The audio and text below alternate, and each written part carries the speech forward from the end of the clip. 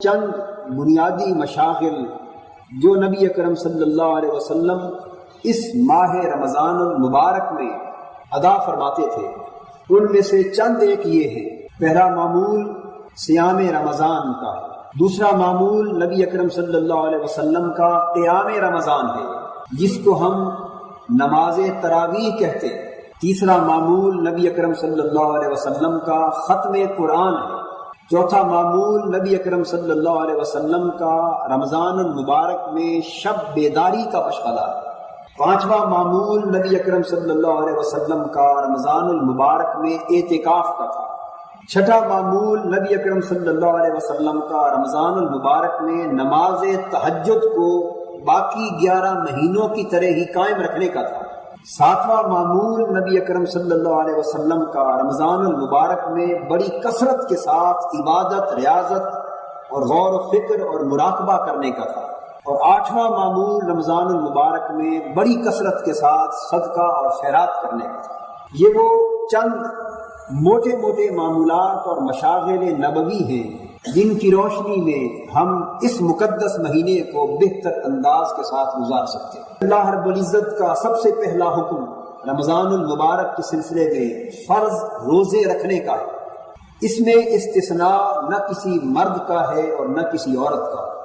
نبی اکرم صلی اللہ علیہ وسلم نے اپنی پوری حیات طیبہ میں حضر کی حالت میں کبھی رمضان کا روزہ قضا نہیں کیا۔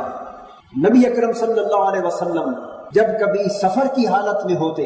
تو کبھی روزہ رکھ لیتے اور کبھی افطار فرما دیتے تھے۔ حضرت عائشہ صدیقہ رضی اللہ تعالیٰ عنہ فرماتی کہ رمضان میں جو روزے میرے ذمے رہ جاتے تھے میں اگلے رمضان سے پہلے شعبان تک پورے 10 مہینے ان روزوں کی قضا نہ کرتی کہ ممکن ہے کہ میں روزے کی قضا کر رہی ہوں اور حضور مجھے اپنی خدمت کے لیے طلب فرما لے اور میں حضور کی خدمت سے محروم رہ جاؤں۔ حضور کی خدمت سے محروم نہ رہنے کے خیال سے 10 مہینے روزوں کی قضا کو طویل کرتی چلی جاتی۔ جب رمضان قریب آنے کو ہوتا تو شعبان میں حضور کی کثرت کے ساتھ روزے رکھتے تھے، اس لیے مجھے بھی بڑی آسانی سے روزے رکھنے کا موقع مل جاتا اور پچھلے رمضان کے روزوں کی قضا میں اگلے رمضان سے پہلے ماہ شعبان میں ادا کر لیتی تھی۔ اس سے فقہا نے یہ مسئلہ بیان کیا ہے کہ عورت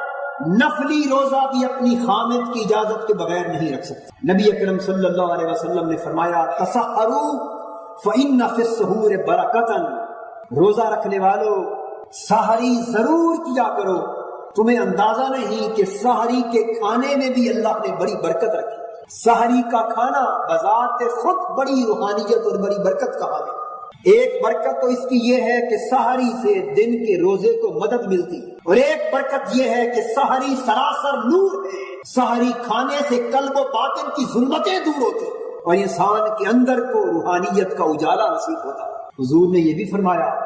کہ ہمارے روزے اور یہودیوں کے روزے میں فرق یہ ہے کہ ہم سحری کرتے ہیں، یہودی سحری نہیں کرتے۔ اور پھر ایک لطف کی بات یہ ہے کہ سحری میں حضور نے تاخیر کو پسند فرمایا۔ نبی اکرم صلی اللہ علیہ وسلم نے فرمایا افطار میں جلدی کیا کرو اور سحری میں تاخیر کیا کرو۔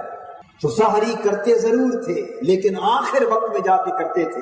بہت جلد نہ کرتے تھے۔ اس کے مد مقابل افطار کے لیے تاجیل کا حکم صادر فرمایا۔ حضور صلی اللہ علیہ وسلم ارشاد فرماتے لا یزال الناس بخیر ما اجل الفطر، کہ میری امت کے لوگ اس وقت تک نیکی اور بھلائی پر قائم رہیں گے جب تک وہ افطار میں جلدی کریں، جب تک افطار جلدی کرتے رہیں گے اس وقت تک نیکی کا دامن ان کے ہاتھ سے نہیں چھوٹے گا۔ اور حضور نے یہ بھی واضح فرمایا